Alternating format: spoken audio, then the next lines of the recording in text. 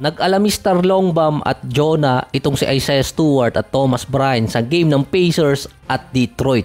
Kala ko magkakaroon ng 20th anniversary yung Piston at Pacers brawl. Nangyari kasi yun 2004 at 2005 season. Si Isaiah Stewart na eject ng game at nakipag-troll pa sa mga fans ng Indiana. Bad boy na bad boy talaga yung datingan. Nakita din sa isang clip na habang nire-review yung foul niya, gumawa pa siya ng gun sign patungo sa bench ng Pacers. Nag-middle finger pa siya sa mga fans ng Indiana na gusto atang maging Ja Morant. Kahit si James Johnson, hindi rin inaatrasan ni Stewart kasi nakipag-trash talkan pa siya dun. Pero dito rin ako bilib dahil mukhang malakas ata yung backer niya sa NBA. Pinakagrabing ginawa kasi niya, inaway niya si LeBron. Masyadong aggressive siya doon na ilan na ang umaawat, ayaw pa rin paawat ni Stewart. Isa rin kasi sa reason kaya naghihigpit ang NBA sa mga gulo dahil sa nangyari sa Detroit at sa Pacers dati. Ang dami ding na-involve sa gulo nitong si Stewart na ayaw talagang paawat. Nabigyan lang siya noon ng 2-game suspension pero ang malupit doon, si LeBron nasuspinde sa unang pagkakataon sa kanyang karir dahil sa unsportsmanlike manner nung nasiko niya si Stewart. Nabigyan kasi noon si LeBron ng flagrant 2 tapos na-eject din sa game. Ang common na ibibigay sa ganon, multa. Pero kay LeBron, walang takas si Stewart.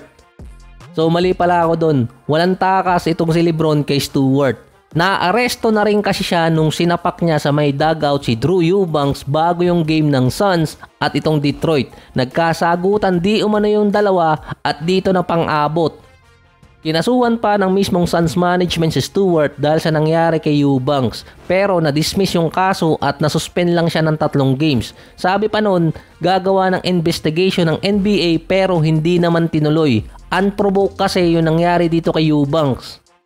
Meron pang isang play na sinadyang hatakin na ni Stewart si Giannis nung hindi niya mapigilan. Parang gustong i-injured. Base pa kay Giannis, hindi na basketball move yung ginawa ni Stewart. Isang dangerous play na.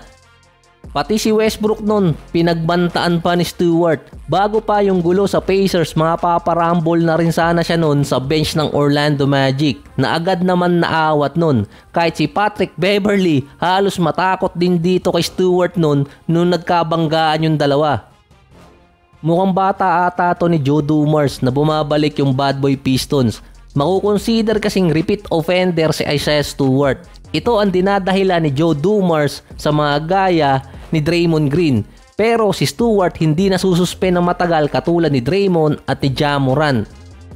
At mukhang hindi rin naman nape-pressure ang NBA dahil hindi naman isa sa biggest star itong si Stewart na hindi rin nirereklamo or kino-call out ng mga fans para masuspend ng matagal. Hindi katulad ng kay Draymond at kay Morant.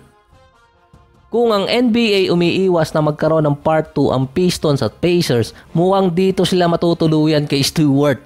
Ngayong season pa lang ang dami niyang kinasangkutang gulo. Kung si Draymond ang gumagawa ng ginagawa ngayon ni Stewart, malamang serious suspension ang binigay sa kanya. Pero parang untouchable talaga tong si Stewart. Biruin mong napasuspend niya si LeBron at nabigyan pa siya ng contract extension. Pero dito sa nangyari sa Pacers, mukhang mapipressure na isuspinde ng NBA ng matagal si Stewart dahil kinall out na sila ng mga fans. Tinatawag pang overacting yung ginawa ni Thomas Bryant pero yung antics kasi ni Stewart pang NBA pa rin naman kaso pang 90s yung bakbakan talaga. Ang isa pa sa mga antics na ginagawa ni Stewart, kapag na-outplay siya ng isang player, babalikan niya sa kabila. Katulad na lang nung ginawa niya dito kay Randle at yung isa pa kay Kyrie na crossoveran siya, halos banggain niya ng sumunod na play.